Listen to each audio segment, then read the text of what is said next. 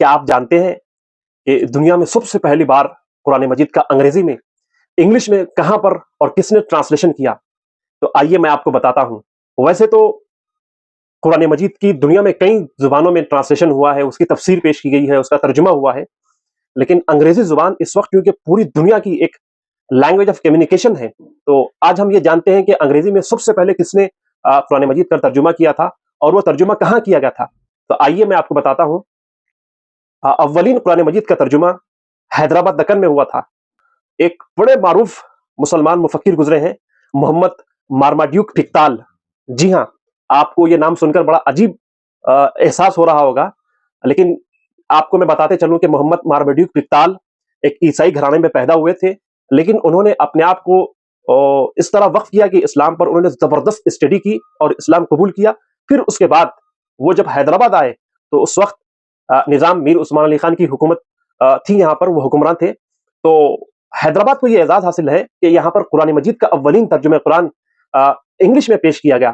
محمد مارماڈیوک ٹکتال نے 1930 یعنی 1930 میں قرآن مجید کا انگریزی ترجمہ پیش کیا۔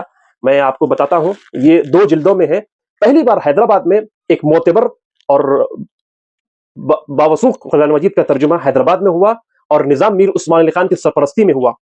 محمد مارماڈیوک ٹکتال نے 2 والیوم میں قرآن مجید کا ترجمہ مکمل ترجمہ کیا۔ ایک اور اس ٹرانسلیشن کی خاص بات یہ ہے کہ محمد مارماڈیوک ٹکتال نے جب اس قرآن مجید کے ٹرانسلیشن کو انگلش میں ٹرانسلیشن کو کمپلیٹ کیا، تو نہ صرف یہ کہ انہوں نے اس وقت کے یہاں کے مقامی علماء کو جو انگریزی میں ماہر تھے ان کی خدمت میں پیش کر کے ان کی رائے لی، بلکہ محمد مارماڈیوک ٹکتال نے مصر کی یعنی ایجپٹ کی سب سے مشہور بلکہ پوری دنیا کی مشہور اسلامک یونیورسٹی جامعۃ الازہر میں بھی بھیج کر کے وہاں پہ ویریفیکیشن کروایا، اور وہاں سے صداقت نامہ یعنی تصدیق ویریفیکیشن ہونے کے بعد اس کو شائع کیا گیا۔ اس انگریزی قرآن مجید کے ٹرانسلیشن کی ایک اور خاص بات یہ ہے کہ یہ حیدرآباد میں تو پبلش شائع ہوئی ہی، اور اس وقت کیونکہ حیدرآباد کا ایک بڑا مشہور ادارہ رہا دائرۃ المعارف العثمانیہ، اور وہاں پر یہ محمد مارماڈیوک ٹکتال کا قرآن مجید کا ترجمہ شائع ہوا۔